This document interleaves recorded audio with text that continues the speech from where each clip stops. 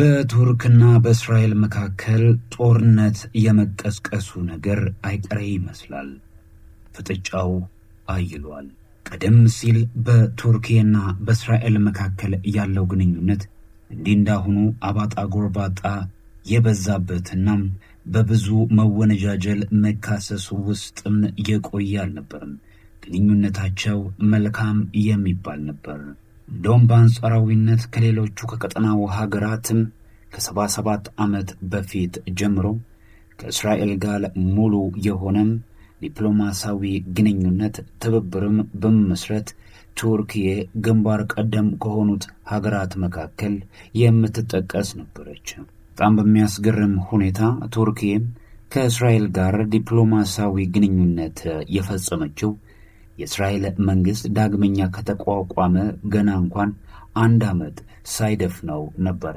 በወቅቱ በርካታ የዓለማችን ሀገራት ከእስራኤል ጋር ሙሉ ለሙሉ ወይም ሙሉ ዲፕሎማሲያዊ ግንኙነት ለማድረግ ፈራ ተባ በሚሉበት በዛ አስቸጋሪ ወቅት ከእስራኤል ጎን ቆማ የታየችው ቱርክ ነበረች። ይህ የሁለቱ ሀገራት ግንኙነት በተለይም እስራኤል እንደ ልቧ የቱርክን የአየር ግዛት ሁሉ እንድትጠቀም የፈቀደና ስትራቴጂካዊ የሚባል ጥብቅ ግንኙነት ወዳጅነት የነበረ ነበር። ያ ዘመን ብዙዎቹ ወይም አብዛኞቹ የዓለም ሀገራት እስራኤልን እንደ ሀገር ዕውቅና ያልሰጡበትም እንዲሁም ፈጽሞ ምንም አይነት ዲፕሎማሲያዊ ግንኙነት ያላረጉበት በዛ ዘመን እስራኤል የቱርክን አየር ክልል ትጠቀም ነበር እንዳሻል። የሁለቱ ግንኙነት እጅግ በጣም ጠንካራ ከመሆኑ በላይ እስራኤላውያን ቴክኒሻኖች፣ ባለሙያዎች፣ የጦር ጀት አብራሪዎችና ቴክኒሻኖች የቱርክን አየር ኃይል የሚያዘምኑ የሚጠግኑ አውሮፕላኖቻቸውን የሚያሰማሩ የጥብቅ ወዳጅም ከጥብቅ ወዳጅም ወዳጅ ነበሩ። በወታደራዊ ግንኙነት ብቻ ሳይሆን የእርስ በርስ በሚያደርጉት ኢኮኖሚያዊ ንግዳቸው እየጦፈም እንዲሁም ደግሞ በቱሪዝም ዘርፍ በእጅጉም የሚስማሙ አንደኛው ለአንደኛው አጋር ሆነው የዘለቁ ነበሩ። እንደ ኒውዮርክ ታይምስ ዘገባ እንዲሁም ዓለም አቀፍ መገናኛ ብዙሃን እንደሚያነሱት የዛሬ 20 ዓመት ገደማ ራሲብ ጣይብ ኤርዶጋን የቱርክን ስልጣን መንበር ከተቆጣጠሩ በኋላ ግን የሁለቱ ሀገራት ግንኙነት እጅግ በጣም ወደ አደገኛው ምዕራፍ እየደረሰ ይገኛል። ቱርክዬ ከእስራኤል ጋር ያላት ግንኙነት እጅግ በጣም የደፈረሰ እንዲሆን ካደረጉት መካከል አንደኛው የፍልስጤም ሕዝብን አኗኗር እና በጦርነት ፈተና ውስጥ መቆየቱን ከተቃውሞ ወይም ደግሞ ቀለል ካለም ሐዘኔታም ወደ ከፍተኛ የሆነ ተቃውሞና ዲፕሎማሲያዊ ጫና መሸጋገሯ አንደኛው ለሁለቱ ሀገራት ግንኙነት መደፍረስ ምክንያት ነው ተብሎ በሚያስገርም ሁኔታ የዛሬ 10 ዓመት ገደማ ግንኙነታቸውን ለማደስ እና ወደ ቀድሞ ትብብራቸው ለመመለስም ፍርሚያም ስነስርዓት አድርገው ነበር በቱርኪዬ።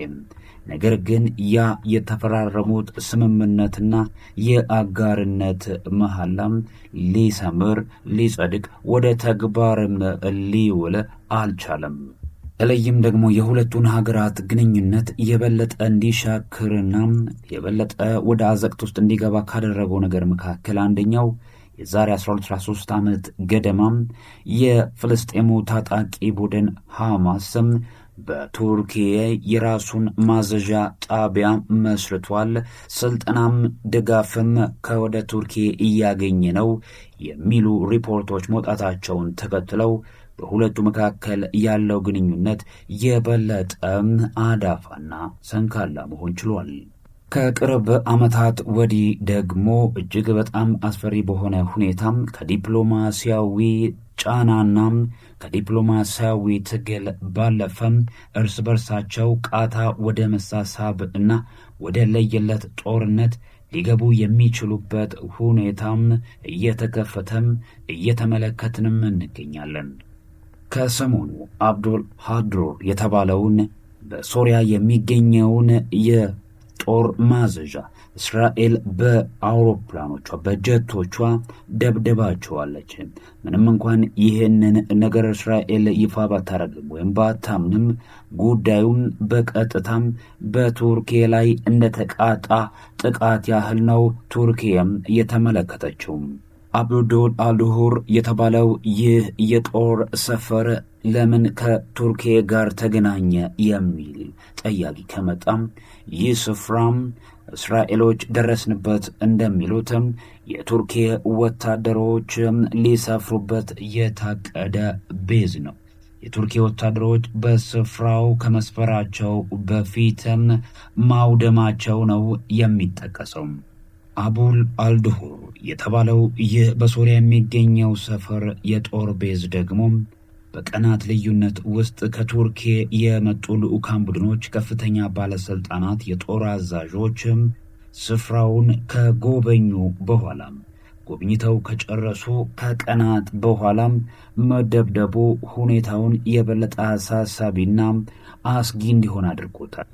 ኔታንያሁም በዚህ ስፍራ የሶሪያ በሚገኘው ቤዝ ላይ የቱርኪ ወታደሮች ወይም የቱርኪ ኃይሎች ከሰፈሩም የቀጠናውን ጂኦፖለቲካዊ ሚዛን ያዛበዋል ሲሉ ተናግረዋል።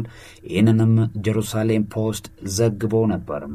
የሶሪያው ውጭ ጉዳይ ሚኒስቴር ግን የቱርክ ሰራዊት በዚህ ስፍራ ቤዝ ለማቋቋም ወይም ወታደሩን ለማስፈር አቅዷል መባሉን ሐሰትና መሰረት የሌለው ሲሎም ጉዳዩን አጣጥለውታል። የዩናይትድ ስቴትስ አምባሳደር በቱርኪም እስራኤል ሃድሮርን በጦር ጀቶቿ መምታቷን ትርጉም የሌለው ጠብ አጫሪ ድርጊት ሲሉም መኮንናቸው በዚሁ ተዘግቦ ነበረ። በሶሪያ የሚገኙ የቱርክ አማጽያን ወይም የሶሪያ አማጽያንን ቱርኪም አለሁላችሁ በሚል ድጋፍ እንደምትሰጥ ይታወቃል። በጦር ድጋፍም ጭምርም ጀቶቿን አሰማርታም ደብድባለችም። ለዚህ አይነቱ ደግሞ ታላቅ ውለታም ቱርኪም ሶሪያውያኖቹ አሁን በስልጣን ላይ እያሉትም የጦር ስፍራ ወይም ቤዝም ሊሰጧት ይችላሉ የሚለው ጉዳይ ከአንዳንድ ገለልተኛ ከሆኑ አካላትም የሚጠበቅ ነው ባይ ናቸው። እስራኤል ግን ይህ መሰል ድርጊት ፈጽሞ የማይታሰብ ሊሆንም የማይችል እኔም ቁጭ ብዬ ልመለከተው የማይገባ ስትል በዚህ ጉዳይ ላይ ጥብቅ የሆነ አቋሟን ገልጻለችም። የሶሪያው የቀድሞ መሪ ባሽር አልአሳድ በአማጽያኑ ተገፍተው ሀገር ለቀው ከሸሹ በኋላም ጦሩም በተንትን በማለቱ ምክንያት እስራኤል እንዳሻት በሶሪያ ምድር ገብታም በአየርም በምድርም የተለያዩ ጥቃቶችን ስታደርግ ቆይታለች። ምንም እንኳን ቱርኪ በቀጥታ ቃታስ በእስራኤል ላይ ይህንን ነገር ለማቆም ጥረት ባታደርግም በጸጥታ ግን እየተመለከተችው አይደለም። በሶሪያ ምድር እየገቡ በተለይ በደቡብ ሶሪያ አካባቢ ያለውን ግዛት የተቆጣጠረችውን እስራኤል ለማስቆም የተለያዩ ጉዳዮችን የተለያዩ ጫናዎችን በማድረግ ላይ ትገኛለች። ታዲያ የሁለቱ ፍጥጫም ምናልባትም ሶሪያን ዳግመኛ በእስራኤልና በቱርክ ውጊያም አመድ ሊያደርጋት ይችላል የሚሉ ግምቶችና ንግርቶች እየበዙ ይገኛሉ። ቱርኪና በእስራኤል መካከል እስካሁን ቀጥተኛ የሆነ ጥቃት ባይኖርም ምናልባትም ቀጣዩ ጊዜ አደገኛ ወደ ሆነ ጦርነት በሶሪያ ምድር ሊያመሩ ይችላል የሚለው ግምት ተጠናክሮ የተሰማ ይገኛል። ሰላም ቆዩን። ይህ ባዮ ዓለም ነው። መሰል ዓለም አቀፍ እንዲሁም የሀገር ውስጥ አነጋጋሪ ጉዳዮችን የምታገኙበት እዚህ ቻናል አዲስ ከሆናችሁ ላይክ፣ ሰብስክራይብ ማድረጋችሁን እንዳትረሱ። ሰላም ቆዩን።